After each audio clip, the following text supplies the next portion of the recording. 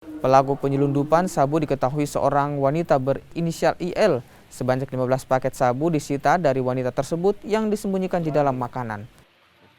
Pelaku penyelundupan dan barang bukti sabu kini diserahkan ke pihak kepolisian Palu untuk dilakukan penyelidikan.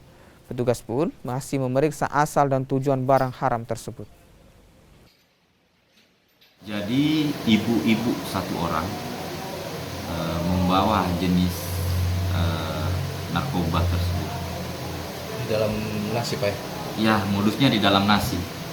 Mungkin dia berpikir bisa mengelabui, tapi petugas. Tapi kita sudah dibekali dengan alat-alat seperti X-ray dengan ini, dan juga itu kami sortir. Jadi satu kali di depan itu diperiksa dengan identitas, kemudian masuk ke dalam itu kami sortir lagi, kami periksa lagi.